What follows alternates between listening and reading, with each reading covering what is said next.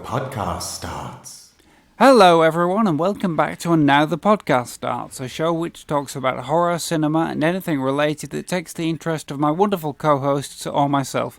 I'm TD Velasquez, but as always you can call me Dan in Greater Manchester, and today I have the pleasure of being joined by... Kirsty in Shropshire. Wonderful. And also... Stella in Manchester. Brilliant. That's 3 out of 4 hosts. It's fantastic. We're almost core 8. One of these days, we might all be here. But it's wonderful to have the 3 of us back. How are you both? Tired. Oh dear. No actual genuine reason, just not slept badly last night. So I've spent the whole day so far blaming my husband, the cats, the magpies, and anything apart from myself probably still being on my phone too late at night. But, you know, what are you going to do? Right. All day is what you're going to do. Well, it's very big of you to own up to that, Stella. Although, as long as you don't own up to it, to him. And oh no, he doesn't know. He still thinks it's his fault. Yes. Keeps offering to make me bruise and stuff. It's all good. That's a highly functional relationship. And how about you, Kirsty? It is. I'm good. This is my first official day of the summer holiday. So Yay! Yay! So congratulations. Today's a good day. Yes. Oh, nice. Yeah. You know, before this recording, I said to myself, I'm definitely not going to mention the weather. But as soon as you say it's the first day of the summer holiday, I did look out the window to see if it was a suitable day. And, well, anyone in Britain this week, we're recording this on the Wednesday, you know what the weather is, at least in the north of England. So I'm not going to talk any more about that. No. But it's not the kind of weather that that Cliff Richard would sing about. No. No, but That's it's clement, and I went out for a lovely walk around one of our National Trust places that's not too far away this morning, and it wasn't raining, and there was nobody around, and so I just walked around listening to other podcasts. That's great, isn't it? Other podcasts are available. Yes, we're not the only one, in case anybody thought we were. There are a few others. Yes. I would say not horror podcasts though. So you know, I'm being loyal to our subject area. Just Yes. So that was lovely. I wouldn't accuse you of cheating on us with other podcasts. Bless you. I do think it's one of the great technological innovations of the last 15 years, I suppose, ever since like the iPod, that it's so easy to just walk around listening to stuff. One of my great hobbies used to be walking around listening to Survivors, the audio version of the TV series that I told you about the other week, Stella. Because somehow it didn't feel right to listen to a post-apocalyptic drama indoors. I thought the characters probably don't have the option of going under a roof, so I should be outside. And it really contributed to it, especially if I walked across like some kind of barren, mined-out quarry, or like a closed-down building site, or just somewhere which just looked desolate. Yeah, so that was You're making great. it a more immersive experience for yourself. Yes, absolutely. That's what I think is. Yeah, and that's the advantage of being able to carry entertainment around and listening to audio stories that allow you to craft the pictures in your mind and feel like you're there and all that kind of stuff. So. Yeah. Well, that's what I do when I listen to podcasts. I always have to do it walking. Yeah. I'd hardly ever listen to podcasts at home, sort of sat down. I used to always listen to them on the way to and from work, but obviously that's not a thing at the moment. So now I go out for the walk for a duration of a podcast episode or two, because, I listen to it more and I take more in when I'm walking around. If I'm just sat at home, I think I get a bit distracted. Yeah, I'm the same. I can't just sit and listen to a story. I have to. It's because I'll be on my phone and not actually paying attention to your family. Yeah. Well, the story. Obviously, I've always paid attention to my family, but I'll send it the way around. Yeah, that's pretty true. Same with me, really. the podcast, my regular podcast listening has really gone down since lockdown, actually, because I just associate it with walking about and getting the bus and commuting. In fact, I've got to the point where I can walk around most bits of Oldham and think, and I remember which podcast I was listening to last time I was there. I do that. So it's like I do that. It's like a reverse memory palace. Instead of having like a place in your mind where you place facts at the locations, you actually have to physically walk around to get the memories back. So, yeah, I need to somehow weaponize that and make that into a useful skill. So anyway, that's a lot of a very long-winded introduction from us.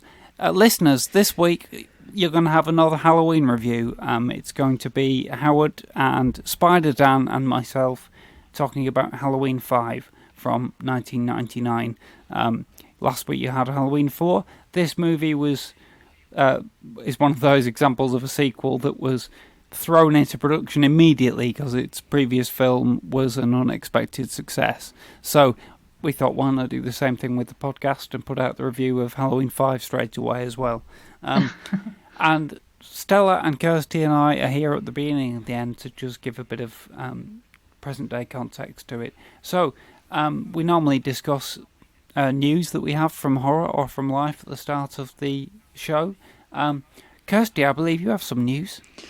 Yes, well, I mean, this is following on from the news from last week about Rob Savage's feature that he's been putting together in lockdown, and that will be available on Shudder, I think, on the 31st of July, as far as I'm aware.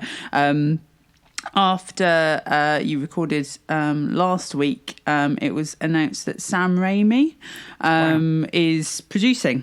Yes, yeah, and there was initial kind of little bit of confusion on my part about whether or not it was a separate film that he was doing with Sam Raimi, or what it was the film that he's been working on. So it's the film that he has been working on, which is called The Host, and Raimi's come on board to direct it. So just in case anybody needs any reminder about Sam Raimi and his relationship to horror as a producer, I'm just scanning through his IMDb, and it's full as a producer, it's full of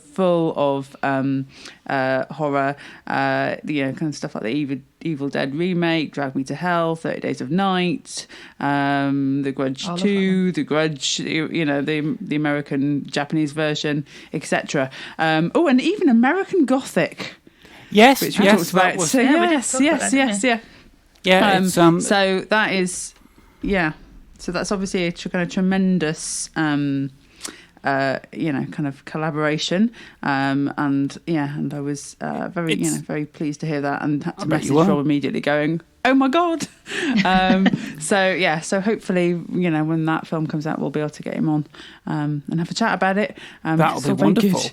And yes, absolutely good. Yeah, so that's my bit of news, or development of news, obviously. That's brilliant. And Sam Raimi is a really appropriate collaborator for anyone breaking into low-budget horror, really, because, anyone who's familiar with the story of how The Evil Dead was made, it's like the ultimate low-budget movie in that they had such a small amount of money, and what they did have, they had to scrimp and campaign for. It's all told very entertainingly in Bruce Campbell's book, which is called...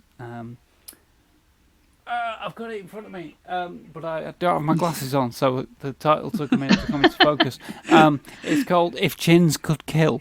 Of course, Bruce Campbell's autobiography, and it's really great. And obviously, based on the success of that, Raimi went on to have quite a varied directing career, but he's always gone back to horror, and also he and Robert Tappert, their production company... I think it's two different production companies. I think there's the TV side of it, which did things like American Gothic and Xena Warrior Princess. Yeah. But also Sam and I think Tappert and possibly Robert Zemeckis, although I'm not sure. They had an outfit called Ghost House Pictures, which is where the Grudge remake came from. I don't know if that... imprint. That's a publishing term. I don't know if that kind of banner still exists, but obviously Raimi is still active in producing horror movies, so that's stunning. And he's exactly the person you want to work with, really, if you want to break into low budget horror. So what a great move on Rob's part. Fantastic news. Yeah. Speaking of low budget horror and new filmmakers, I have a bit of news, which is that this week Grimfest has started announcing its lineup for the October festival. For this year, every year in October they have a 4-day festival. This year it's going to be remote due to the pandemic. That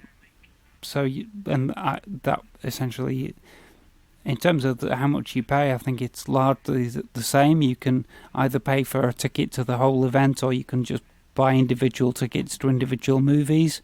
But you watch them online, and there will also be some panels with some of the filmmakers and some of the stars that you can be privy to as well.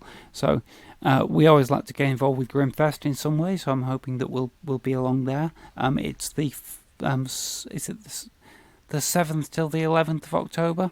That's right. Is that right? Thank you, Stella. Yeah. And they are saying that the films, once you buy the ticket for them, they'll premiere, but after the premiere time, they'll stay available for a little while so that you can watch them, quote, at your leisure, unquote. Yes, at your leisure. So I want to know exactly what they mean by that. How long do we get? Because if there's some way that I don't have to get up at 8 a.m. and do sort of 14 hours of straight horror in one day, then I'd be intrigued by that possibility. But the lineup of movies looks fun as well. I was particularly look really good. My eye was caught by a movie. It's apparently a horror movie, but I would summarise it as Adrian Barbeau versus Frackers. That seems to be the plot. There wasn't a lot more detail, but some kind of horror film in which Adrian Barbeau, the star of movies such as The Fog and Escape from New York, the ex-wife of director John Carpenter, and possibly the best Catwoman of all time, because she was the voice of Catwoman in Batman the Animated Series. She is in some kind of horror film where her town is threatened by fracking or something. I believe it's a horror film. It's not just like a documentary in which Adrian Barbeau takes on Quadrilla. But exactly how the horror and the kind of the current political satire element of it works, I'm not so sure, but it does sound fun. And there's a lot of other interesting stuff on there as well. So once I think at the moment that they're only allowing people to pre-book tickets for the whole event, but towards the end of July, tickets will come on sale for individual films. So when that happens, I'm gonna have a good look at which ones I'd like to definitely see, and that's all at grimfest.com, and I'll put a link in the show notes for this episode. And it was actually Stella who spotted that. I didn't think they'd be announcing things this early, so thanks for that, Stella. That was a good heads up. Yeah. I think the announcement was because they finally called it and said, look, we don't think we can do this sort of social distancing. I just expect that they wouldn't sell enough tickets for them to be able to do it. Sure. So I think for them, in order to ensure the festival goes ahead with what it costs them, I think it's probably better to do it. Well, it clearly is better to do it as an online remote event. But yeah, there's a lot to choose from there, and I think they've dealt with the middle ground of that by saying, well, you can watch individual films then rather than having to buy a day ticket or a full ticket. So yeah, I think it's going to work, and hopefully I'll get to watch a few of them. I'm just looking at the website here, and it says there's going to be an exclusive talk with Mick Garris, so that's quite exciting. Oh wow, okay. I'll definitely try and tune in for that bit. So yeah, like you said, end of July, early August or something for individual film tickets, and then we'll see what we're going to watch, and maybe we can chat about them after the fact. That's fantastic. I'm looking forward to it already. Mick Garris, he's got a good relationship relationship with them, I think, because he's the producer of the Masters of Horror TV series, among many other things. He's got a film career going back to the late 70s, but a couple of years ago he produced an anthology movie called Nightmare Cinema, which got its UK premiere at Grimfest, I think. So we saw that. And he's it's funny, he's, having seen a number of the things he's directed, I don't particularly think he's a great filmmaker, but he's an absolutely lovely guy with a vast knowledge of the genre, and he personally knows the filmmakers, because kind of any great horror movie of the late 70s to the end of the 80s you can think of, he was probably involved with the marketing of it, because that's what he did. And then later on he got to directing films and things. So that'll be a wonderful thing to see. He's a great speaker. That was great. So that's our news, I think. All right, well, in that case, we'll hand over to myself from 2018 and Howard and Dan talking about Halloween 5. I know some people call the film Halloween 5 The Revenge of Michael Myers, but that's not the official on-screen title of the movie. That was just on some home video releases and posters. Just to remind the listener, this was recorded obviously early 2018, so before the last Halloween film came out, so we might occasionally talk about that movie, speculating what it could be like, because obviously we didn't know. We will come to talking about that film properly later in the series. And also, because of the time it was recorded, it was before Spider Dan had his own podcast, Spider Dan and the Secret Wars. So we don't call him Spider Dan, we just call him Dan. He'd not yet developed his secret identity. Oh no, I've just ruined it all. So enjoy that, folks. Kirsty and Stella, I'll see you guys at the other end, and we'll do some recommendations. Yep.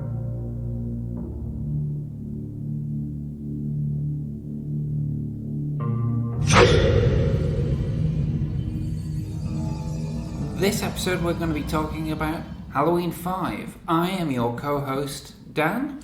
And I am the other co-host, Howie. And we have a special guest who's returning from our previous episodes in this series. Say hello. Hello. No. I'm back. Hello, Danby. You know Danby is back when you hear no! The Loomis no, the famous Loomis no. That's not us saying no, that's just Donald Pleasant. It's just such a great performance. It is great. Hello. So in the last episode we talked about 1988's Halloween 4, The Return of Michael Myers. Halloween 4 was considered enough of a success at the box office in 1988, particularly the American box office, for the backer Mustafa Akkad and his company Trancas International to immediately bankroll the sequel with a release date of Halloween 1989. So they have less than a year to write and produce a full feature film follow-up to Halloween 4. We've all watched it recently, but what I like to do at the start of these podcasts is let everyone describe how they first encountered the movie. So we'll start with you, Dan, as you're the guest. Yes, like I said before, I was given kind of a bumper collection of DVDs of the Halloween franchise. Kind of binged the whole thing, and again, I didn't remember it that clearly until I watched it recently. Do you remember liking it? So I remember 4 better than 5 and 6. I remember that Jamie Lloyd was back in 5, but 6 I don't really remember that well at all, if at all. I probably don't know which version I saw either. But I remember kind of liking 4, but I think I started, as we got further along, I started to care less and less and less about the subsequent sequels. But yeah, so again, saw it on a big bumper box. I think perhaps you're not the only person who's started to care less and less at this point. Howard, how about you? Well, I don't know. I think I bought Halloween 4, and because I just wanted to know what happened after, there's the big shock ending of that film, I probably bought Halloween 5 on Amazon or something just to see what was going to happen. How long ago was that then? I don't know, it was about 7 or 8 years. Not that long. Right, okay, well. In the great scheme of things. As I explained on the previous episode, I binged it in 1998 when I wanted to get all the previous Halloween sequels out of the way, so I was ready for H2O. And again, I'd seen Halloween 4 and not really enjoyed it, but certainly had been engaged enough by some of the actors and the characters to want to know how that cliffhanger was resolved. And what we've got in Halloween 5 is a strange example of a sequel, a bit like Halloween 2 in a way, where it feels very closely connected to the previous film. Lots of the actors come back. It's almost like the next episode in a series, really. Although, strangely, totally ignores or changes the ending that had been... changes the point that we all thought the story had got to. Howard, can you remember enough to sum up the situation at the start of Halloween 5? Well, don't I remember? Well, the shock ending of Halloween 4 is kind of... Because presumably, I don't know what the idea was that they were going to make... If they were going to make another film after Halloween 4, that Danielle Harris's character was going to be evil or whatever, I don't know. At the beginning of this, she's just sort of traumatised. She can't speak and she's in a sort of like an institution or something, or a hospital. Because her character at the end, after being the heroine throughout Halloween 4, at the end of the film, suddenly seems to be infused by Michael's evil. Yes, it's as if evil. And if there was going to be no more films after Halloween 4, that's quite a powerful ending, that evil is somehow passed from one generation to the next, and now she's been infected by it. And it looks like she's killed her stepmother, or foster mother. But in the new film, we learn that actually she's not killed her. They just tried to kill her. She's still alive. Yes. They kind of walk that back. And of course, Michael Myers isn't dead. He gets shot 80 times, falls down a hole. It's one of those weird... He seems to get rescued by this strange man who lives in a shack. Yes. And who spends the whole year doing exactly the same thing. He's sort of like... He falls through his hole and goes along a river or something. And then he gets washed up and this bloke finds him and puts him on a bed. And then it's like a year later that he wakes up again or something. And the man is doing exactly the same thing. He lives in this place, sitting in the same... a year later, nothing's changed. Michael Myers is... And this man doesn't think it's odd that there's a... I like to think it's the preacher from the last one. It's just like, I found the evil, and now I'm going to look after it. He's just lying there. That's ingenious. I'm going with that. The man doesn't seem to think it's odd theory. that this man's been asleep for a year and doesn't want to eat anything or anything like that. And I don't know who he is. There's no explanation of who he is or what he is or why he's there, what he's doing or anything. And then he just sort of... a complete plot contrivance. I need somebody to rescue Michael Myers, and he does, and then he kills him. What's interesting about the start of this film is that they begin with footage from Halloween 4 from the ending, but they've filmed a couple of new shots which they insert into it. So not only is Michael Myers shot so that he then falls down a mine shaft, but also the cops approach the mine shaft afterwards and drop dynamite down it. But that doesn't kill him. What that does is blow him out of the bottom end of the mine shaft, and then he falls into a river which takes him to this strange hermit guy who looks after him. I'm not sure that really speaks of a clear idea on the part of the creators where this story could go after the end of Halloween 4.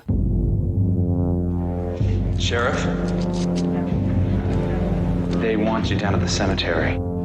Today in the cemetery, somebody dug up a coffin. It was a coffin of a 9-year-old girl. You've come back to us, Michael. When are they going to realize that she is not him? She's just a child. They know that Michael Myers is her uncle, and that she attacked her stepmother. That's why they fear her, especially on Halloween. You're afraid. You're afraid the whole thing might start to happen again. How many people did he kill last year? Have you forgotten? But you never looked into his face, did you? You never saw his eyes. You never saw that nothing, no expression, blank. Huh? My memory goes back 12 years. I prayed that he would burn in hell. But in my heart, I knew that hell would not have him. Michael Myers He's outside. The National Guard will take him to a maximum security facility, where he'll stay till the day he dies. Never die. And I suppose I should explain a little bit of the backgrounds of the film. Because it was fast-tracked out into production so soon after Halloween 4, most of the production team are different. I don't know if anybody who made Halloween 4 was available that quickly. I imagine that the director, Dwight H. Little, was either looking for his next bigger gig or was uninterested in doing his Halloween movie because he'd just done it. So they found a director called Dominique Othenin-Girard. And I'm ashamed to say, and this possibly tells that I'm slightly uninterested in this film. I don't know too much about him. I'm assuming he's French-Canadian, and I know that he later directed Omen 4: The Awakening. I didn't know there was an Omen 4. I knew there was an Omen. So that speaks. Straight to I've never video. seen it, but I know there is. I saw the third one, but I didn't see the fourth one. Well, yeah, a lot of people are in that boat. Tell you what, I haven't even seen the second one. Oh, I like the Oh, second it's one. good. There's some good deaths in the second one. Yeah? Yeah. Okay. I'll look that. Blue airs. Is he the ice one? Yeah, he's the one who goes into the ice place. Yeah. No spoilers. So, they brought him on and he co-wrote the script. This script has got 3 writers credited. Shem Betterman, the He's director, good. and most people consider him the better man. Yes. So. Some people just think he's a shame. and another writer called Matthew, whose surname was in my head, but your funny quip has made it go. Sorry. Damn me and my quips. Matthew Kelly. Matthew Broderick. But they obviously wrote the script quite quickly, and then the script was continued to be rewritten throughout the process. What I mainly do remember about this film from when I first watched it is that I preferred it to Halloween 4, actually. Really? The reason is because it just seemed a little bit better made. I hear stories now, and if you watch the making of documentary about Halloween 5, you get a sense of this. The director was a little bit pretentious and had a certain kind of vision that maybe not everybody understood, but they went along with it. And I think that probably damages the film, but it does mean that some of the visuals are very sharp and interesting. Yeah. And I think the cinematography in this movie is better than in 4. The DP is called Robert Draper, which I always thought was a good name for a cinematographer. It has that kind of suggestion of artfulness about it. And I think there's lots of good use of contrasting light and shading and things. There's also a couple of good kind of suspense moments, like when Michael's about to do the murder he kills someone with a hook at one point. And go with the car. Yeah, and he does in his entrances. He starts scratching the hook along the back of the car. I think that's quite memorable. I also think Michael Myers is a more physically intimidating presence in this movie. He's got a different mask on. He seems more lithe and more threatening. And there are a few kind of interesting directorial choices to do strange things where you kind of see Michael Myers in the background in plain sight. Yeah. But the camera isn't really directing you to notice it's him. There's a bit where blurred, kind of. Well, not even that, but like there's a scene where 2 characters are walking along in the foreground. I think it's Tina and somebody else, and they don't notice it, and the camera doesn't do anything to make you linger on it. But over in the trees nearby, there's like someone shambling around, not just standing still, but kind of. And you think, is that like a vagrant or something? But you gradually realise it's actually Michael Myers. And so I thought there are a few interesting things like that in it, and I was also glad to see Ellie Cornell return as Rachel, and Danielle Harris as Jamie, and Bo Starr as Sheriff Meeker. Although the film kind of continues the grand Halloween tradition of skimming over the sheriff's daughter being killed in the previous film. It's like Donald Pleasance has some kind of language like, "It's Halloween, don't you know that don't you remember what happened last year when he came and killed everyone?" And he's like, "How could I forget it? It was my own daughter." And he's like, "I know," and then they don't mention it again. Yeah.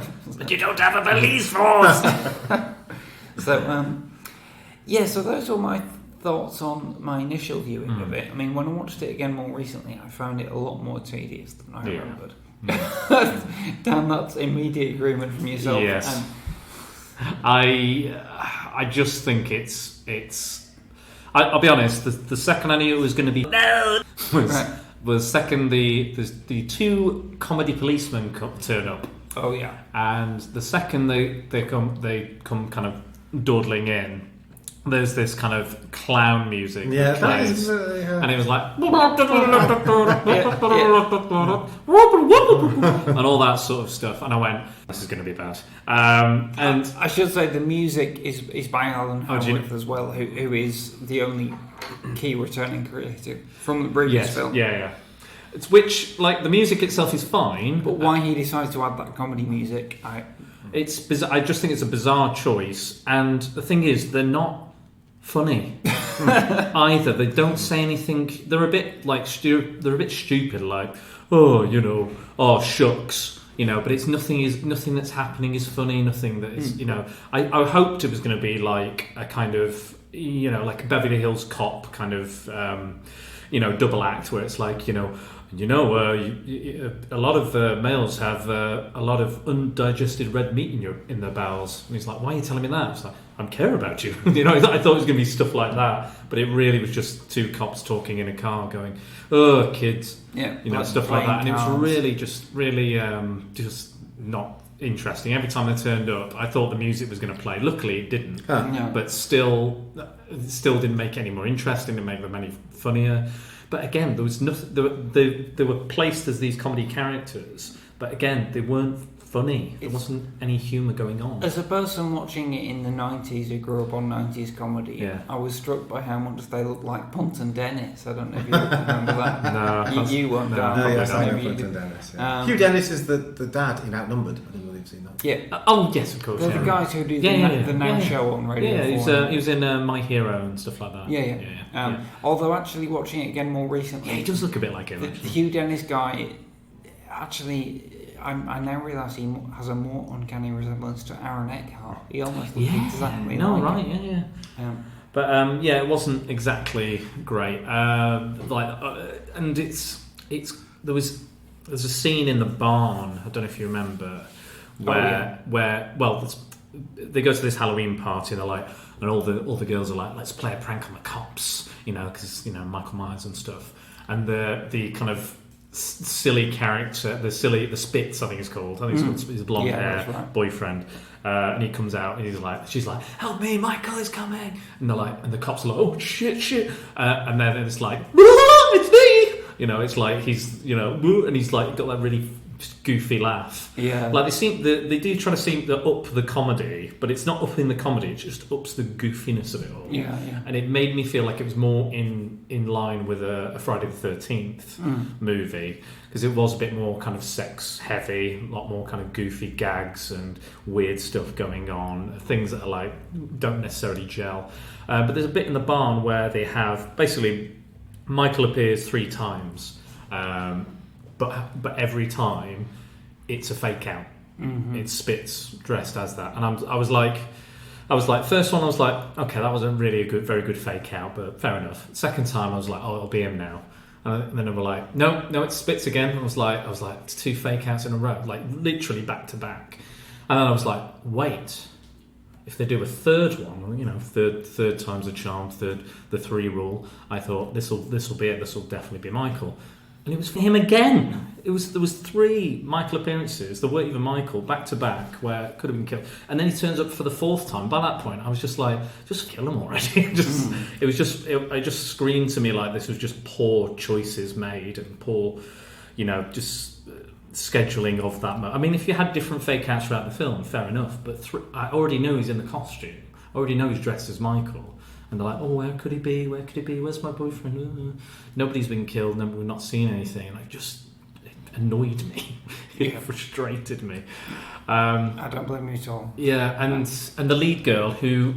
Now I like that she's a very unconventional female lead for a horror movie, because usually they're quite fairly serious, or quite studious, quiet, shy usually, until the situation reveals itself, and they reveal themselves to be a stronger person, and they grow throughout that and have an arc. And she was unconventional. She was a bit goofy and a bit odd and a bit eccentric.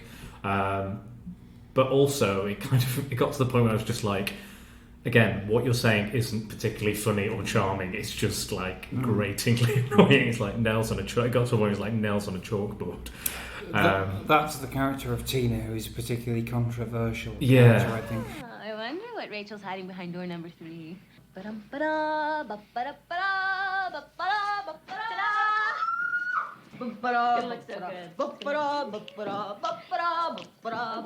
Let's talk about her in more detail when we get to the cast. Of course. I think. Sorry, I've gone on a little bit of a rant. No, that's all right. I think at this point it's instructive to consider what this movie's plot is, because in previous podcasts we've noted how simple the plots are, and that one line from Halliwell's that I quoted. In a small Illinois town, a mad killer escaped from the asylum. That stands for Halloween, Halloween 2, Halloween 4. What's this movie's one line? I have to admit, I haven't done the research and I didn't see what Halliwell wrote. No. I think he probably didn't even bother summing up the plot. He probably just said a further unnecessary sequel, because that's what he'd got to do. But yeah, if you had to sum up this movie in a sentence, what would it be? Could you even do that? Well, first of all, can I just say, I think there's a lot of things wrong with this film, but I do actually quite like it. Okay. And I'm not quite sure why I like it. I think it is quite well shot, and I do like Daniela Harris' character, and I do like Ellie Cornell's character, and there are some quite suspenseful scenes. Well, first of all, the things that are wrong with it. The comedy music for the two cops I find bewildering. What that's all about. And also there is the unforgivable and quite cretinous decision, I think, to kill off Ellie Cornell's character. Yes, absolutely agreed. Which even Mustafa Akkad said was a mistake. Yeah. And I kind of think if you survive a film, if you survive a slasher film, then that gives you the right to survive all the others. You sort of to kill off a character who was nice and likeable and friendly and everything in just a casual way. Also, it's not shocking. It's just kind of gratuitous. And killing her in a way that has no consequence for most of the rest of the film. As well. No, she just sort of disappears, and then she comes at the end. You know that thing that serial killers always do, where they're lugging bodies all around. So when you open a door, they're there. Or they're up in a roof, and I'm sure we'll get to that bit as well. It's and it doesn't make a lot of sense. And also, I think, and this could be my age thing as well, the idea of a 10-year-old girl being chased by a knife-wielding maniac makes you feel slightly uncomfortable. I don't think I might not have minded that a few years ago, but now, when I was watching it, I didn't really like that part of it very much. And but I did like the idea. But I mean, what is it about Halloween 5 where that idea is disturbing when it was acceptable in Halloween 4? I don't know. I just think it's because Rachel is not there to sort of be with Jamie.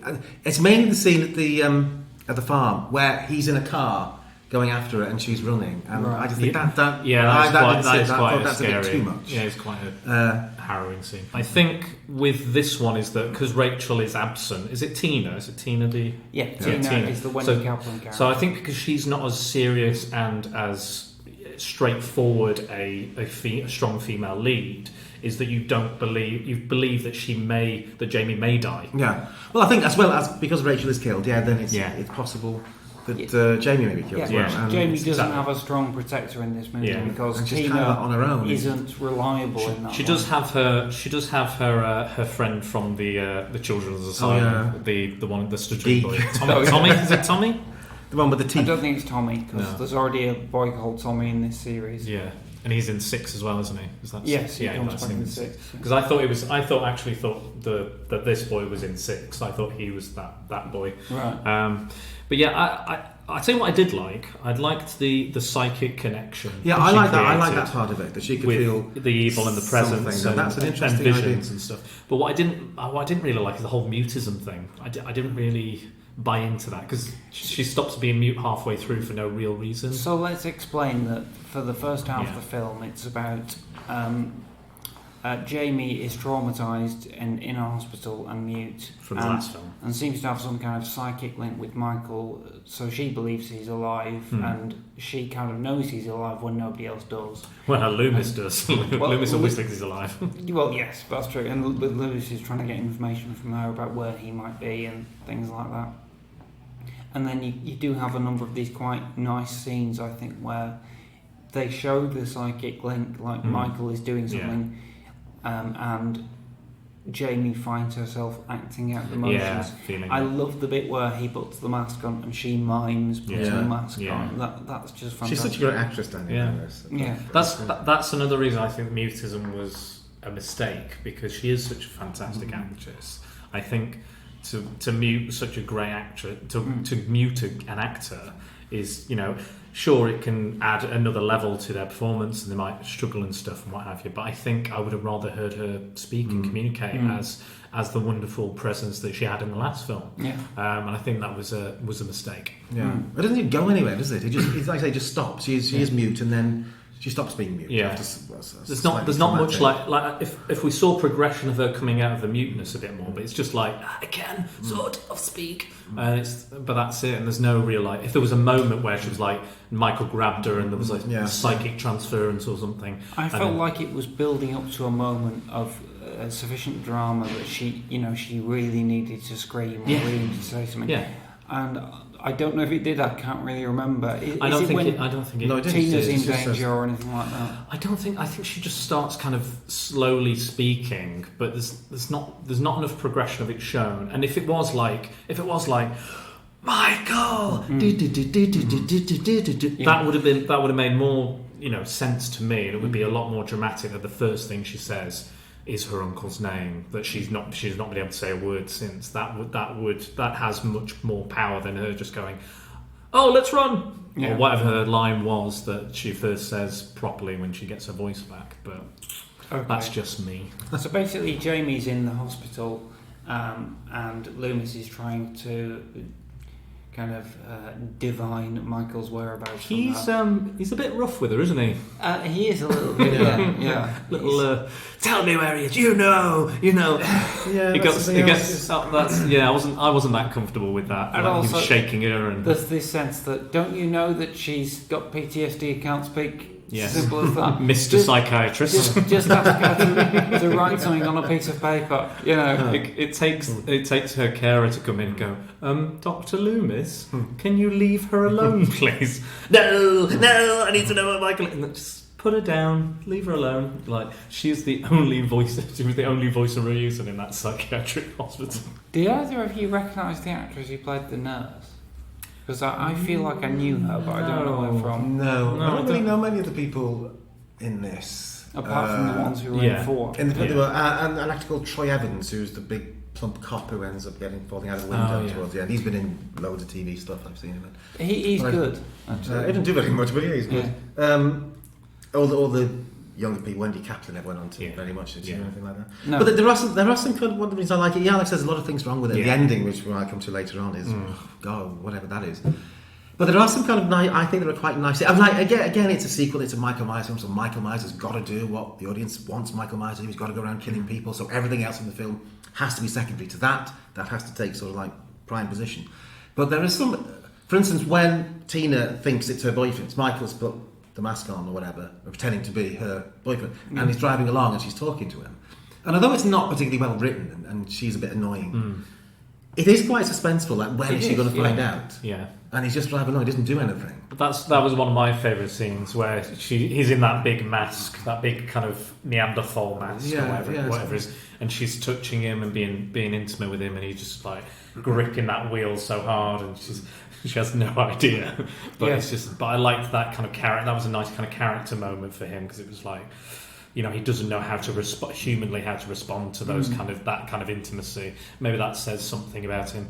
But also, I think that plays into. I remember we were talking about the playful Michael, the one that does the pranks. Well, I think that's why I liked it. It kind of reminded me of that. Yeah. He's sort of playing with. Well, is he? Is he sort of like doesn't know how to react to this? Yeah. Or does he know female? exactly what he's doing? Or does he know and he's just messing with her head and stuff? And that's kind of why I like that. I thought, well, Yeah. that's I think that was that's more interesting than the killing. That was the one thing I felt that was missing from Halloween 4 was that kind of playful. I mean, the car scratching. The car scratching is playful as well. Yeah. Like, Yeah, he knows he likes the car. Like there's 2 love scenes in this film. And one of them is with a car. You know, he's the guy. I can't remember. I think his name's Michael actually. The guy, the boyfriend, and he's like lovingly like waxing the car. Like he's like loves that car so much.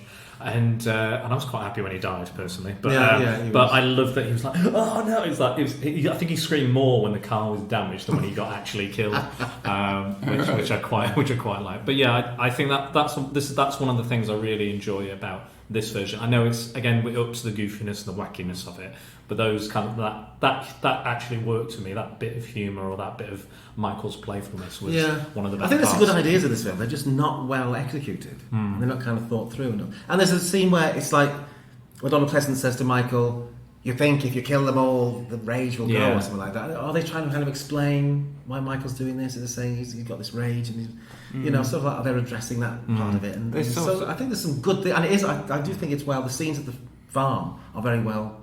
They're very, very effective, very well filmed and everything. I think this is the only film where I can think that they've tried to reason with Michael. Yes, like a lot of the time, Loomis will be like, "Kill him, he's evil." Blah, blah, blah. This is the first time like Jamie talks to him and says, "Can I see your face?" Or takes the mask off, which I think is a really touching moment. She's like, "Oh, you're just like me, we're the same," and it's a really touching moment. And then even Loomis is like, like you said, you think this will go away? We can treat you. We can make you better. It's the first time I've seen them kind of address it as an actual mental health case, as opposed to just like he's evil. He's evil. Yeah. So I do like. Again, there's a lot of moments. I know I'm probably, have maybe giving this film a hard time, but there are a lot of good moments in it. It's just on the whole, I think it's just not very good. No, I kind of liked it. Well, I watched it and enjoyed it, and the good bits perhaps stood out. Yeah, I sort of accepted the bad bits. Also, the use of pop music is awful as well. Well, again, that so dates it. bad. Yeah, the music. It's not. I didn't really register that, to be honest. Oh no, there's a lot of kind of 80s or late 80s, early 90s pop music in it, and it's not necessarily within the party. If it was within the party and they're like dancing away and stuff, but it's really grating. It's just like awful. It's not even like good pop music from that era. It's just like whatever they could afford, and it's just like just awful. But yeah, I think it's interesting how many people die in the day. Rachel gets killed in the daytime, in the house, and the car guy. He gets the thing, and that's in the daytime. Yeah. It's like, well, Michael Myers is able to wander around in daylight and nobody could notice him. So that's what I've always kind of liked though, because it is set on Halloween. You could potentially get away with that. That is faithful to the first film as well. Oh yeah. No, I kind of like that. I do appreciate. Yeah, I do appreciate that. I do remember that when I first watched it, I did enjoy Wendy Kaplan as Tina. I know that she's quite a controversial figure and a lot of people find her very annoying. I can see that for 2 reasons. One of them is because once Rachel is killed, Tina just basically takes her place in the plot. And that's irritating, especially as her character is supposed to be Rachel's friend, but is not even switched on enough to seem really concerned that Rachel's disappeared. Yeah, she literally goes, "Oh, she must be away for the weekend." Yeah, that's it. Yeah, and then never finds out. Yeah, and she's. She's oblivious, isn't she? As a teenager, I responded to the fact that she's kind of like a non-conformist and eccentric and has a kind of sense of life about her. But obviously, it doesn't make her a very good protector role when you've got Jamie needing a protector and you've got an absence of Rachel in the movie. I do think there is a neat character arc, though, in the sense that Tina kind of wanders through the movie kind of sometimes being stupid, sometimes being willfully putting herself into danger and not listening to people's advice. That's at the end. Surely that's any horror protagonist, isn't it? Pretty much in some respects. Well, I mean, that's. I might agree if you say any slasher protagonist. Yeah, true. Yeah, but I don't hold that people have to be kind of stupid to set up a horror situation. But I do. But it's clearly part of her character that she's deliberately, when Donald Pleasance says to her, "Please be sensible," and Yeah. she says, "I'm never sensible if I can help it." Yeah. She even kind of knows. Yeah, she knows she's almost putting it on. I think it reminds me a little bit of. I'm going to go back to comics again. Sorry, listeners. So it comes to what comes to mind is Mary Jane from Spider-Man. She is this. Her home life is very kind of serious. She's got an abusive father and really horrible kind of home life. However, when she's out and about, she's got this kind of party girl persona, and she has to do that to deal with all that stress and bother. She has to put on this like, everything's fine, everything's great, I'm having a great time, let's party, let's go dancing, let's do this. And I feel like that's a little bit with her, with Tina. But I don't think there was enough of those serious moments littered throughout the film to make me believe that. You're right. There's a hint that maybe her behaviour could be covering up some kind of damage. Yeah. But we don't find out enough about her to make a real decision about that. But she does have a significant character change towards the end. She does sacrifice her own life to save. Yes, she does. It's as if this goofy, wacky character does the right thing. But then she just gets murdered, and it's like, well, not just casually murdered, and then so why set all this up? Yeah, I think it was a rushed film. I think that's purely what it is. It's been rushed. Writing has been rushed. Direction, the whole process has been rushed, and they've literally just gone. They've thrown something at the wall and just seen what's stuck. And I think some of it sticks very well, like we discussed, and a lot of it doesn't. I think some of it's not thought through enough. I don't think, and there's some interesting. I can see what they're trying to do. But they don't quite. It doesn't quite come off. Another thing that made me think of reminiscent of Friday the 13th was the love scene in the barn, which is funny to me because. He gets out this condom to use during the love scene, and then all of a sudden he's already like he's mounted her and he's halfway through, and I was like there's not even like awkward insertion moment or anything like that. It's just like, and he's just going like a jackrabbit, and I was like, actually, if I was a teenager, I'd probably go at it like a jackrabbit as well. But it just made me laugh how quick it was. There was no like transition, like all of a sudden he's just straight into it. But the death scene of Spitz and the girlfriend, I read actually that the girl, that Tina was originally supposed to be dressed as the devil for Halloween, but she said it wouldn't work with her being the protagonist. She didn't want it to seem that she was. She is kind of, though. Doesn't she have like a trident? I think she has like a stick. Yeah. I think she's in a kind of like almost like a Phantom of the Opera type. Oh yeah, that's right. Get up. But yeah, they made the other girl who has sex in the film. She's very attractive. Yeah, very attractive. She's very attractive. That's a recurrent theme in this podcast series. That's important. Well, that's. I mean, that's who you'd want to cast conventionally attractive women. I don't know. I'm just saying she's an attractive woman. I think that's Mustafa Ricard. I blame Mustafa Ricard for all this. All these attractive women. I'm just saying that the makers of these films obviously were aware that there's lots of people like us in the audience, and they're pitching towards us. Well, I mean, that's what they were made for. These films were made for like date movies, and they're supposed to conjure up those kind of like fear and sex go together. Apparently, I'm sure women in the audience find Donald Pleasance and Carmen Philby very attractive. Very pleasant, Donald Pleasant. But yeah, there's a scene. Sorry, gone off track a bit, but there's a scene where like they're having sex and Michael uses the pitchfork, stabs Fitz or Spitz or whatever his name is, and he dies. And there's a very similar scene in one of the Friday the 13th movies. I can't remember which one, but I think it's a pitchfork or something. But instead of killing one of them, he kills both of them. He goes through both of the bodies and kills them both in the rapture of their love making. Yes, talk about coitus interruptus. Coitus interruptus. Oh, Jason, what you like?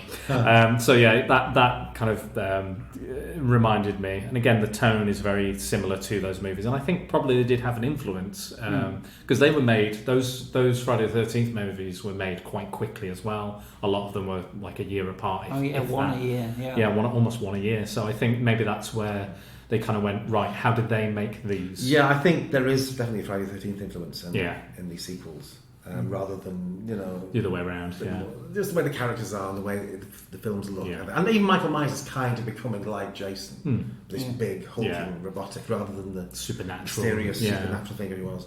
And they were a lot of Friday. I mean, they were one every year. I think right, and so... that would be a big thing. And so, you know. Yeah. So by the time this movie was made, Jason was bigger in the public consciousness. I think he was, than yeah. Michael, so that influence was there. Freddy as well. Yeah. I think they were both making more money than the Halloween franchise. I think at the time. By this point, yeah. So they probably went, we need that kind of money, so we need to up the gore or up this or do that or do this, and that's why we get this film, I think.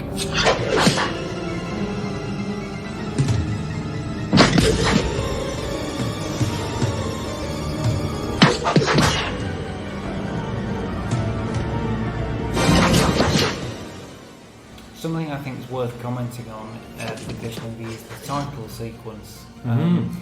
All the Halloween films up to this point have had a pumpkin title sequence. The first two movies have this definite zoom into a pumpkin during the credits. The third one has a kind of digital pumpkin appearing. The fourth one doesn't have a pumpkin like that, but it kind of has a credit sequence in like a field of pumpkins. Then in this sequence we have like muted atonal music and weird slashing noises and flashes. So it's like shh. And I think it's quite effective. And it kind of the words kind of appear with like a flash of a knife and things. But then towards the end of the sequence, you see more and there's more of a reveal, and eventually you'd realise that you've been watching a pumpkin being cut open, but from the inside of the pumpkin. I think that's what it is. Like someone's cutting their way out. But you get the face. You finally have the reveal of the face, and the theme tune kind of comes in at that point as well. You're right. That was quite an effective opening. I think. I think so. I mean, I think it's like perhaps like a lot of the movie itself. It's kind of effective and also a bit daft. It's like you know, if you're seeing all this knife slashing choreographed. Kind of hints of violence, and then realise it's actually a pumpkin, and that's a kind of Hitchcockian joke, I suppose. But it's also just you think something silly. It's kind of the wrong way round. To start off with something innocent and go into something dark. But I think those other openings are, like we said before, they're quote unquote boring. Like slow, steady, and I think, like we said, we've had a lot of, like they said, the Friday the 13th influence on it. Has gone right. This is going to be about slashing and killing and bloodletting, so all this. So that's probably what they were trying to avoid, because I think tastes had changed by that time. Probably when it comes to slasher movies, people can't sit around and wait for Michael to appear and then appear for the first 10 hour of the film and not really kill anybody. So like I think most of these Friday the 13th films will open with a death. I think the first one opened with a death. One of the Friday the 13th might be fine. It's the one where it's not Jason, it's somebody else. The ambulance driver or something. And what I read on IMDb about that is that the producers insisted that there were 2 murders every 8 minutes. So they keep introducing like 2 characters, like a couple or 2 guys in a car, very quickly. There's like one and scene. just to get killed off. And I think, well, if that's where slasher movies are, you've got to kill that many people off. There's about 20 people killed in the space of a 90-minute film. Then that's inevitably going to affect the other slasher film. There were so many slasher films made in the early 80s. There was a real absolute gamut of them. And I saw by the time this film is made, 1989, the genre has kind of burned itself out a little bit. It's a bit old hat. Other kind of films have come along. And certainly, one thing about Halloween 4 and certainly 5 is that this film doesn't seem like Halloween to me. It doesn't. It's got nothing really from stylistically, tonally. So as opposed to 4, I think 4 has, to a certain extent. There are little bits. It's like the scene in the car and stuff, but it doesn't quite. It seems to have moved a long way from Halloween. Like all the stuff on, the killing where they go to the party in the barn. That seems more like Friday the 13th. That seems like where Friday the 13th films happen in barns. People are killed in barns, or by the lake. Sort of, and we're going outside more, going into fields cabins and things and stuff. There's more of a. I suppose as the Halloween films go on and you explore a bit more of Haddonfield, there's more of a kind of rural feel to it. I mean, it is supposed to be in the Midwest, isn't it? So maybe that's. Obviously, the first one was very much suburban. You never really leave. If you think about Halloween, most Halloween is just in 2 houses. That's what's so great about it. Well, it just takes a bit and the street in between. And every subsequent Halloween film has to have more, be bigger. Yeah. It takes place in a wider Which place. is always the sequel problem. And I think what this film shows, going forward, the series, as you suggested, Howard, it did have all these influences and competitions upon it, Friday the 13th, whatever, and obviously there is the intent on the producer's part to want to make more and more of these films, so they had to develop a direction, but they didn't really know what to do, and what they started to do was gesture at possible directions and see what might be popular, I think, and that's why you've got in this film things like they try to appeal to Michael, they reason with him, there's some dialogue about maybe his motivation a bit, but nothing really concrete, nothing that they couldn't discard, but it's there for this one, and there are other things which may be picked up later as well. You've mentioned the ending, Howard, Yes. I think I'm still recovering. Still in therapy. Were you in the prison? I think you might be aware of the circumstances that led to that. Are you? No. Well, basically, because the script was being rewritten as they shot it, somebody decided that the film didn't have a strong enough narrative, or it wasn't building to a strong enough ending. So they introduced this character of the Man in Black, who mysteriously arrives in town. And Johnny Cash. If only it were. It could have been done. But and you just see him walking around the town. You see his kind of cowboy boots with his clicking spurs as he walks. Definitely Johnny Cash. But there's absolutely no explanation of who he is, or what he's doing in the film until the ending. Would either of you like to sum up the ending? I'll let Howard do it. Well, the ending is that Michael Myers is finally locked away. I think we all know that's not going to work. He's escaped from about 15 asylums by this stage, so a prison, Oh, wait, I will just say before you go on, I do think the sequence leading up to that is quite suspensefully effective. It's when it comes down, again, a bit like Halloween 2, when it all kind of boils down to the kind of chase and the drama between the two or three main characters. When it's Loomis and Jamie and Michael in the house kind of trying to outsmart each other, it's quite tense and effective. Is this the film with the vent? Yes. Yeah, it is. Yeah, that's really good. I really like that moment. And the whole sequence with the cop played by the character actor that you referred to earlier, I think that's quite fun because he's there to protect Jamie, but then obviously Michael starts wiping out the other cops. I like him. Yeah. Well, I think a bit where Don Pleasant is whacking Michael with a plank of wood. He set up this trap, and that is quite disturbing when he's just holding up Jamie and saying, "Come on, come on, come on." To them. Well, no, and he goes, "This might be a moment for your impression," but he kind of goes, "Come on, chase the little girl." Little girl. And deep down, you know she's going to be all right. But Loomis is so mad by this stage. You're not quite sure. It is quite unsettling.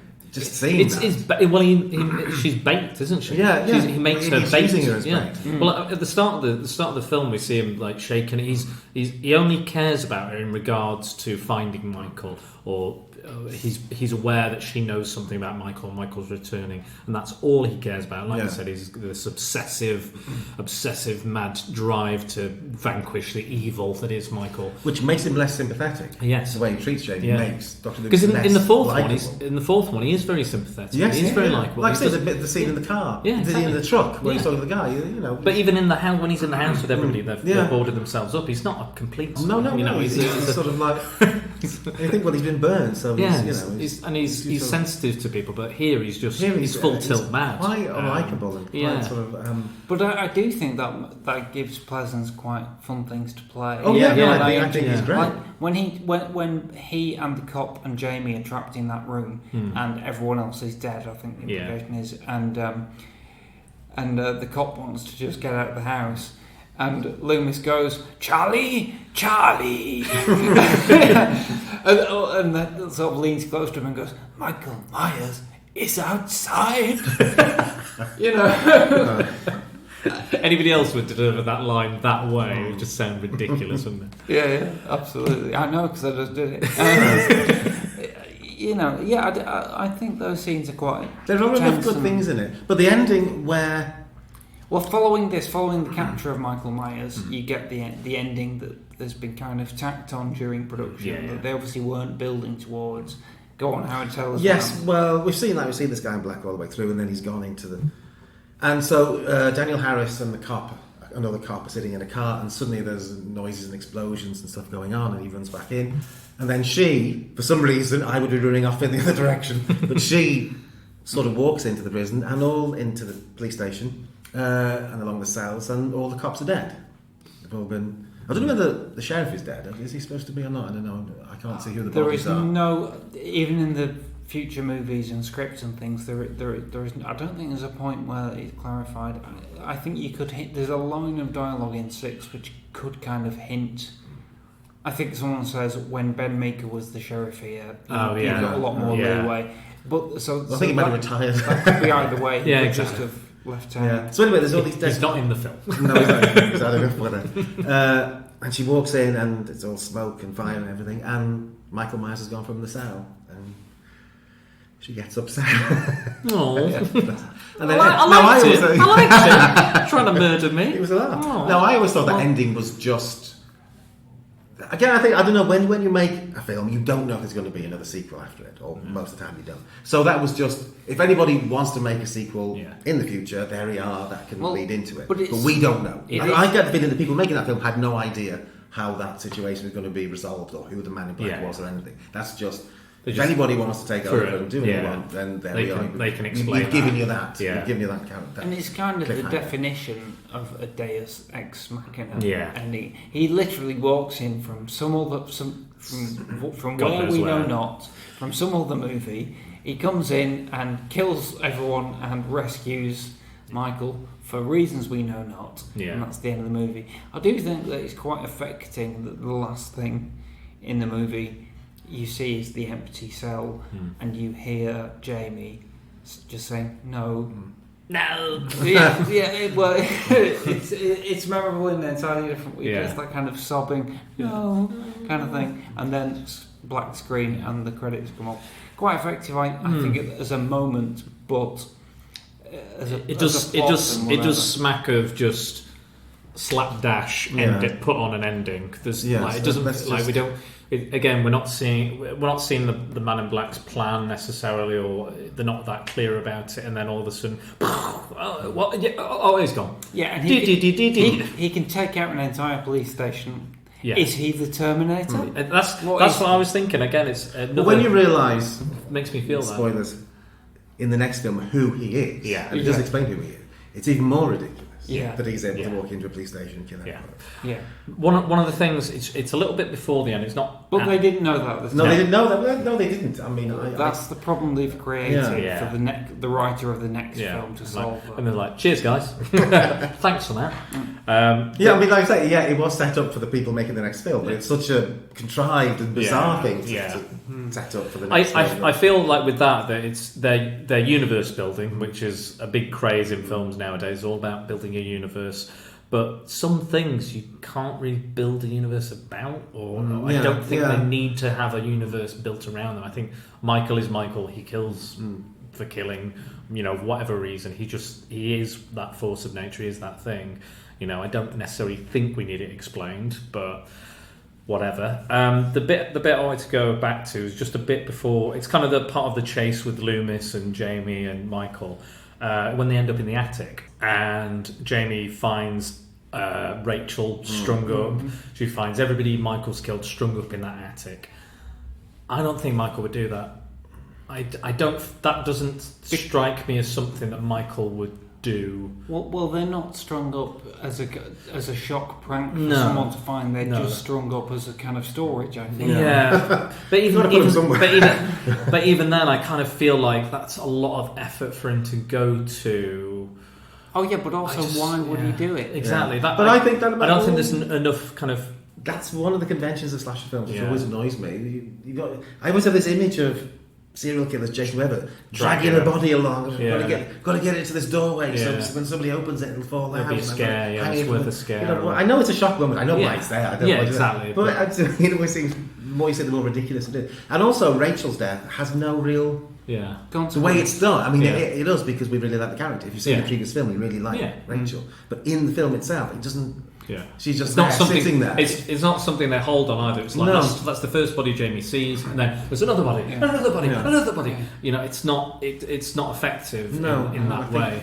The other characters in the film are not aware that Rachel has been killed. They don't miss her. They don't wonder where she is. Don't talk about it. Yeah. If Jamie hadn't opened that bit in the attic, she wouldn't even know. Yeah. And actually, this brings us to a really interesting point. I think. I know I've discussed this with you in the past, Dan. You're talking, Howard, about kind of slasher movie cliches. One of the ones that really annoys me is nobody knows that everybody's being killed until like the final girl. Yeah. So you spend nearly an hour and a half watching people wander around, not knowing that they're in danger. Each one dies, but nobody discovers that they've died, so they just carry on being oblivious. And then finally, at the end, the final survivor finds some or maybe all of them dead, realises what's going on, and then has a confrontation. So you have like 5-10 minutes of drama right at the end of the movie, and that's it. And Halloween 5 is a little... Well, no, it's... Because Loomis and Jamie both have like a strong idea that Michael is coming, there is a certain amount of drama. There is tension in the scenes where Tina's being stalked and they're trying to convince her and things like that. But there's quite a lot of the film where people are just not aware that there's a danger, and I just find it really annoying. Because it's just because you know more than they do, they come across like idiots, and also because you don't care about them because they're very lightly sketched or even annoying characters. It's just tedious to watch. But it did make me think, hang on a minute though, in Halloween 1 none of them knew that there was a killer on the loose. That's right. Until Laurie walks into the house at the end and finds Annie's body and Linda's body. That's the first point where it's all come together. Up till that point, they've been completely oblivious the whole time. Yet the movie's not annoying and not boring, I think. Or rather, I mean, you use the word boring in a particular way. So I would say, I'm using it in a pejorative sense, so let's say uninteresting. Rather. So why does that work in Halloween and not in later movies and other movies of that type? Is it just all about the characters that you create and how you feel? I guess in the first one, Loomis knows, the police know, the asylum knows, we know. So there's not all of the characters are totally oblivious. But in this, even Loomis isn't sure, and Jamie's not sure, and the police aren't sure, and the young people in it definitely don't know. And they're even making jokes about it. They're even like, where would you buy if a serial killer was in your town? Where would you go to buy? Who would sell that memorabilia? Yeah. Well, this is something else, especially in Halloween franchise world, is that Michael Myers has kind of become a celebrity. Yeah. And people, you can buy, and this is kind of the way you can buy in the Halloween world. You can buy Michael Myers masks because, like you say, the guy was playing a practical joke and he had one on. So in the Halloween world, it's like Michael Myers is he's commodified. He's a celebrity, and yet he's walking around the town, and nobody sees it. It's like I find that odd that he's become nobody finds it offensive either. Nobody's like, oh, you kids having a prank. No, you killed my daughter. The sheriff's like, I killed my daughter. Why are you pulling this prank? It's very, very insensitive. Very insensitive thing to do. It's bizarre. Again, it's kind of like it's almost. I think it's kind of like a self-aware joke or comedy, but it doesn't work. Yeah. No, I don't think. It just strikes me as odd because if Michael Myers was really a serial killer, then I mean, when he escaped from Halloween 4, surely that would be on the front of all the newspapers in Haddonfield, and everybody would be. If someone went round the Yorkshire Dales wearing a Peter Sutcliffe mask, it would be in the news, and people would, they'd put him away and say it was insensitive and stuff. So, how can people get away? When you think of it in those terms, I mean, you have to kind of make that suspension of disbelief, don't you? Exactly. Yeah. But if you think about the things that happen in these films, then that's ridiculous. And how can you be in all these different places? And it's only a year ago. Yeah. It's not even like 20 or 30 years ago. It's last year. So they will know people who died. Yeah, they will exactly. They will at least know and you family. conveniently forget about the people. Yeah, and you're like, oh no, it's a joke now. Yeah, and also that just indicates there's a really bad bit of writing in the way that they've handled the character of Rachel. Not just that they kill her off pointlessly, but it's so pointless because she was leaving the film anyway. It's kind of part of the plot that she said to Jamie, I'm going away for 2 days to visit my parents, but I'll be back. So that's why nobody misses her when she's been killed. But why has Rachel chosen Halloween night to be away from Jamie? Yes, good point. Of all people, when there's nobody else to look after her. And Tina feels like a friend that accompanies Rachel to see Jamie, not someone who would go on her own to see Jamie. You know? So that's Max of me. Just it doesn't seem sincere. Like she's a friend she knows and she's friendly, but it doesn't seem like something she'd go out of her way to do on Halloween night when she's trying to meet up with a boyfriend and have sex and whatever they want to do on the Halloween night. It just seems odd to me. And then even when she does turn up, she's like, yeah, hey Jamie, I've got to go party, all that stuff. And I don't know. I just think it's poorly written. It's just a poorly and the killing of Rachel, I assume it's supposed to be shocking, but it isn't because she's killed in the same way everybody else is. Yeah. So it's just another killing. Yeah. And there's no kind of emotional impact to it. And she's such a nice person. It's just, well, that's not shocking. That's just upsetting. She slightly annoying. So much of the last film fighting for her life and being quite, for me, I would think that those survival instincts would kick in again, and she would kind of like shift back into those gears from the last film, and put up a bit more of a fight. Personally, I know she's in a kind of vulnerable position where I think she's only got a towel on or something, but I still feel like she'd at least like give him a good smack or something, or push him or anything. But let it be said for the record that Ellie Cornell, to her credit, did not like the script at all and did not want to do it. But ultimately, she's if you on the documentary, she says they came to a compromise. Yeah. Basically, I think she got them to pay her more money, so she'd do it. Yeah. But it is a ridiculous thing. And she became a producer, Ellie Cornell. Yeah. She's so. Oh, right. It's a happy ending. Yeah, so she was like, I'm going to make sure none of these films are as bad as Halloween 5. Yeah, I'd like to know what she's produced. Yeah, that's great. I'll have to look it up. Good on her. So we talked for a full hour about Halloween 5. Who'd have thought? I know, believe it or not. So I think it's time to wrap this up. But I think I feel like I know Michael's rage now. I understand Michael's rage after watching Halloween 5. You think destroying all the sequels will stop the rage? But it won't. It won't. Because they'll just keep making more. That is a fact. Michael will keep coming home. Yeah. Oh, gee. And I just wonder how it is you get into the Haddonfield Police Force. I mean, obviously the requirements are not very stringent. I'm more surprised that Loomis is still a psychiatrist after shaking a child vigorously in this day and age. I just wonder why the hell nobody in Haddonfield has noticed that the old Myers house has changed into a completely different building. And also what really disturbs me even more is, why didn't I notice when I was 16? Because honestly, I just went with it. Yeah. Maybe it's been 5 films. Okay. To be fair, I didn't notice, but I don't think I was paying that much attention by that point. Right. So weirdly, it goes back to looking like what it did before in the next film. Yeah. So I think that those are all the thoughts we can squeeze out of our brains on. Yeah. No, I mean, it's okay. Daniel Harris is great. Ellie Cornell's great. Donald Pleasance is great. There are some good moments in it, some good suspenseful bits, but it is just a sequel, and it's not. You're not missing anything if you don't watch it. Yeah. The more you guys have spoken about the aesthetic and the kind of cinematography and the look, I do think about it, and thinking back to Halloween 4, it does look better. It's a better shot film. It's a better looking film. And the more you've talked about it, I've gone, yeah, actually, I do agree with that. It does look it's a much sharper produced and looking film as opposed to 4. However, I think 4 is better. Cool. I think I agree. Given that you've just said that, Dan, I'll just check what the budget for this particular movie was.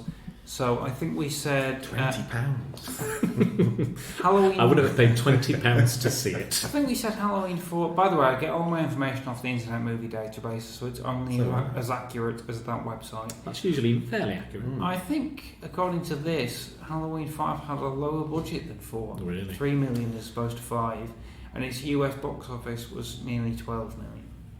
So its budget was lower and its profit margin was, I suppose, I think it's probably about the same. Yeah, They've roughly, cut the budget down, but they've made more. Yeah.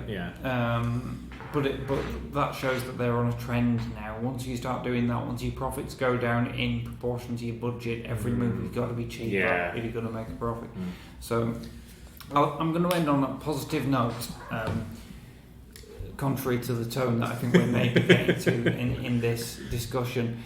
One thing that this movie does do, which is both bad and good and worth noting, is that you see Michael Myers' face. Okay. I think it's bad because I don't think the face chosen is particularly interesting. It's just the face of the actor, stuntman Don Shanks, who played the Shape in this movie, and the producers thought he kind of looked like he was a relative of Danielle Harris. So it would be good to have his face and for him to say that aloud about "You're just like me." Yeah. But I think he's got too friendly a face, and it's just I've always thought I think he looks like he's got dark hair. I've always thought Michael was blonde. But on the other hand, I do think it's good that they showed his face at all, because most of the sequels have this thing that you can never take the mask off, because it's like it ruins his mystique if you do. But his mask was removed at the end of the very first film. That is a really important character reveal, and you need to do more with that in the following film, not step back from it.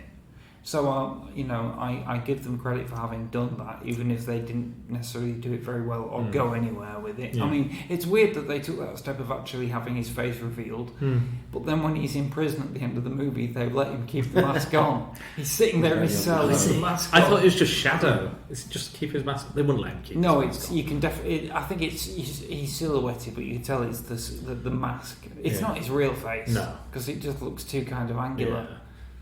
So they wouldn't let him keep the mask on in real life. Nobody would. I will say this though. When I was a young lad, I was a bright blonde boy, looked like a little Nazi youth, very Aryan. My hair has got considerably darker and considerably less on my scalp. So things change. Things change. Is true. That's a very good point, Dan. Well, I think that concludes our ruminations on Halloween 5. Ruinations. The ruination of Michael Myers. Yeah. Thank you very much, Dan. Thank you very much, Howie. Thank you. Thank you very much, listeners. God bless you all. We will be back to explore the curse, or origin, if you will, of Michael Myers next time. Welcome back, folks. Hello again, Kirsty and Stella. Welcome back. Hello. So, it's time for our recommendations of the week. Who'd like to go first? Stella, after you. All right. We volunteered you, Stella. I'm going to recommend another podcast. So just as rude as Kirsty is listening to other podcasts, oh no, I'm going to recommend another one as well. And I did start listening to it a while ago, and then I forgot about it, and then I have sort of brought it back a little bit because they're quite short. And it's called Law. Oh, that's great. It's good, isn't it? By Aaron Mankey. Mankey. Yeah. Mankey. So yeah, it's basically it's like campfire stories is the best way to describe it, I think. It's sort of history, folklore, historical events that show how grim history is, because it's always grim, and how grim people can be. But the most interesting thing about it, certainly from my point of view, is that it was taken up by Amazon Prime and made into a TV show as well. So even if you're not a podcast person, but surely you must be because you're listening to this. Anyway, you can watch it. You can watch it on Amazon if you want to, if you prefer visuals with your story, and it works quite well as an anthology sort of TV show as well. Yeah. So yeah, check it out. And there's loads of episodes to get through. So if you've got naught to do over the continuation of lockdown and pandemic, then yeah, definitely recommend Law. I have listened to Law in the past. I've never seen the TV version. And Aaron Mankey does have a nice voice and a nice way of telling his story. Yeah. Very soothing. So, there's a Halloween link as well, which just occurred to me, which I'll mention given the content of this episode. So you've seen Halloween 2018, Stella, haven't you? Yes. Yeah, so there are 2 characters in that who are podcasters, if you remember, and the guy is called Aaron Corey. I am absolutely certain that he's meant to be Aaron Mankey. Well, I mean, he's not meant to be him, but I think that I definitely think they're pulling inspiration from that. So, I'll think about that when I watch it again then. Yeah. Interesting. I mean, its portrayal of podcasters is not one of the areas in which that particular movie is acclaimed. Maybe it's a movie to watch if you hate podcasters, actually. But, for all the people that hate listening to this. Yes, exactly. Go and imagine that we are the 2 gits in Halloween 2018, and you get that vicarious thrill. So, anyway. Nice one, Stella. Kirsty, how about you? Well, I've got 2. Well, they're kind of 3, but they're linked. So, they're not linked. There's sort of two themes. So, It Chapter 2 has just arrived on Sky Cinema, and so late to the party as ever. Knowing that it was coming, I decided to wait to watch it. The 2018 film. The original was 2017. It was 2017. I was going to go 2017. I thought that's too. Yeah. So I thought I'd wait and do them as a double bill, which I very much enjoyed. I have to say, it was a lot. Particularly the second one was a lot more funny than I was expecting. Okay. But it's quite a commitment because sort of the combined running time is north of 5 hours. So it's Wow. Yeah, but it was good. I enjoyed it, and cool. so it made a good, nice double, entertaining Sunday night double bill. And then, but my actual recommendation, which has been brewing for a while, is I've just finished on Netflix watching Dark, which is not horror, but it has horror elements. It's technically sci-fi, time travel-y thing. It's Netflix's first German original. Okay. And it's got 3 seasons, and it's so good. Right. So well done. And it's very complex. It's one of those you can't sit, I mean, aside from being in German, it's not one you can sit on your phone and just kind of, wash it over you. You have to pay attention. And it's not something that I find is there is a need to comment on, but the casting in the show across the 3 series is brilliant. Right. For reasons that are important to the plot. So if you like kind of puzzle boxy, kind of intellectual time travel adventures, if you go online, there are lots of charts and graphs to help kind of make sense of it all. Yeah. Well, Netflix keeps suggesting it to me, and loads of other people have suggested it to me as well. So it's really well done. And the 3 series are sort of 3 seasons are sort of distinctly different in terms of what they do for the story. So I was kind of waiting to finish it before I recommend it just in case the ending was a bit of, Game of Thronesy. And it's not. It's the ending does exactly what it needs to do, and it's 3 seasons of just very well crafted and compelling sci-fi with some occasionally really uncomfortable elements. Okay, great. Cool. I don't think I've heard of that one. Netflix mustn't be recommending it to me for some reason. Netflix is wrong. Have a word with Netflix, Dan. Right. I'll go and find it. Okay, nice. Okay, so my recommendations for this week are 2 linked things, really. One of which is a podcast. So, I'm meeting all the themes that we require this week, I think. A couple of weeks ago, I made a recommendation on Amazon Prime that then disappeared. So this time I've made sure that the thing that I'm recommending has stayed there. Of course, between now and the time when we actually upload this episode, it might go. Who knows? But for the moment, as of my speaking, it is there. And it's William Peter Blatty's 1980 film, The Ninth Configuration. So Blatty is the comedy writer whose career took a turn in the early 70s when he wrote and produced the novel, then the film of The Exorcist. I was going to say, comedy writer. Yeah, Okay. he was a comedy writer. Yeah. Yeah.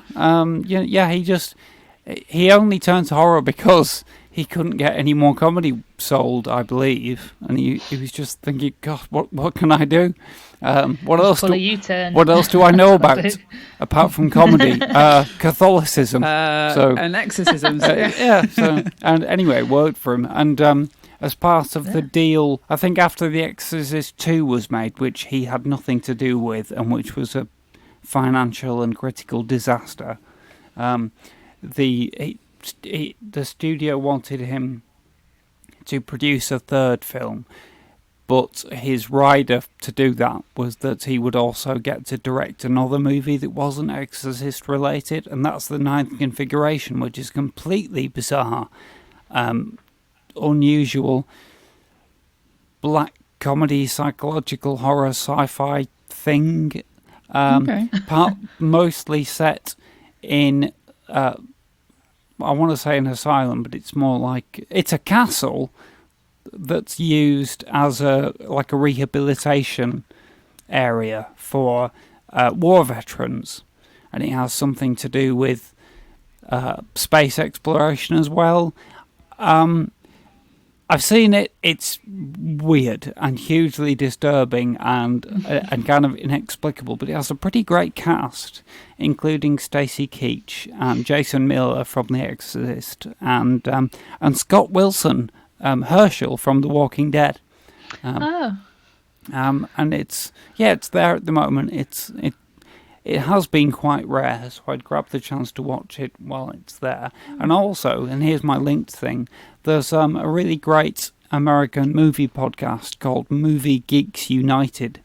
And they've just, this week, which is what made me think of this movie, released a full-length interview with Stacy Keach, talking about his whole career, but touching on the Ninth Configuration in particular.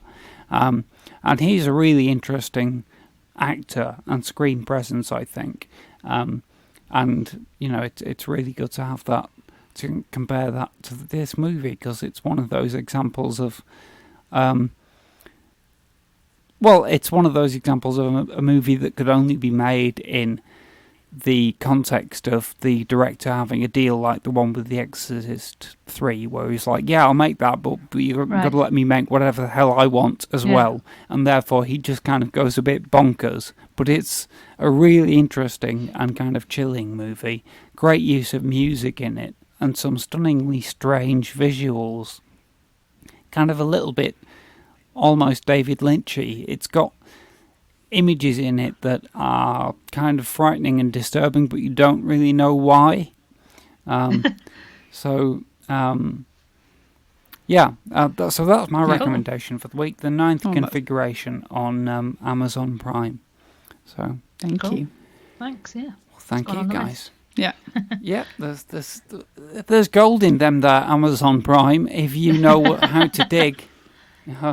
And you do have to dig sometimes, but it's there. The interface isn't great, is it? I don't think. It's not as easy to navigate as Netflix, I don't think. No.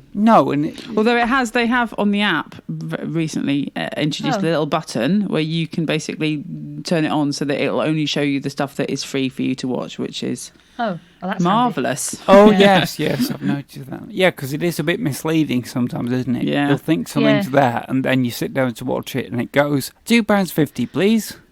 Yeah, and you're like, what? Yeah, that's a shame. They've also got the whole Cornetto trilogy on there. No, that's not horror. Well, it is. Well, the first one is. Well, and the third one is to some extent. So, and they're all very, very violent. I mean, the non-horror one is the one in which somebody is killed by having a church spire drop on his head. That's true. And I suppose, so good. So, the non-horror one is also the one that references the Wicker Man quite heavily. So that's is true. It really non-horror? Yeah, that's true. And The Omen. So yes, So they're all on there, and I've been watching those last couple of weeks. So, and I was delighted to find them all there, and all for free. All free Brilliant. to me or whatever. So, yeah. Well, folks, those are our recommendations for this week. It only remains for us to talk about what's coming next week. And Kirsty, you did mention The Wicker Man. Yes, that's a lovely, neat segue there. Nice. Yeah, absolutely. Podcasting. I planned it like that. Yeah. Entirely. I'm the editor. So yeah, next week we're going to be... Well, would you like to give us a quick preview of what we'll be talking about next week, Kirsty? Well, so next week is going to be a discussion around representations of witchcraft and paganism in the horror genre. So obviously Wicker Man we will be talking about. Also Midsummer, which I've got to watch and put my big girl pants on finally. That's fantastic. And The Witch and many others probably in passing reference. Yes, there's probably a near infinite number of films that we'll take in, but those are the 3 movies that we'll probably focus on the most. Yeah. So that's Exciting. fantastic. Yeah, looking forward to that already. That's going to be a great chat. Well, thank you very much, Kirsty. Thank you very much, Stella, for another week. Thank you. Thank you. I'll say thank you to Dan and Howard back in 2018. Thanks, guys! Whether they're aware, I don't know. I heard you. And yeah, we'll be back next week with I was going to say an orgy of paganism, but no, Dan, no, I'm not cleaning that up. No. Yes, a serious academic discussion of beggars. No, I've dug myself Not that in. either, No. We'll just be back next week, all right? What do you want? Blood? Okay. Right, thank you so much, guys, and thank you so much, listeners. Thank you. Thank you. All right. You'll hear from us again. Bye-bye. Bye. You have been listening to And Now the Podcast Starts. Produced and released by Ambidextrous Solutions Limited. Presented by Kirsty Warrow, T.D. Velasquez, Stella Gaynor, and Howard Whittaker. With special guest, Spider Dan. Special thanks to Greg Hume for our original theme music, and to Brian Gorman for our original artwork. All dialogue and music clips from films, TV shows, and trailers are used for the purposes of criticism in the spirit of fair dealing as defined in UK law, and fair use as defined in US law. No copyright infringement is intended. Please visit our home on the web, www.andnowpodcast.com, for more content and contact details. Or visit our Facebook pages at AndNowPod or at Lee Cushing Pod. Follow us on Twitter at AndNowPodcast or at Lee Cushing Podcast. If you'd like to donate to us, please visit patreon.com/AndNowPodcast. And now the podcast stops.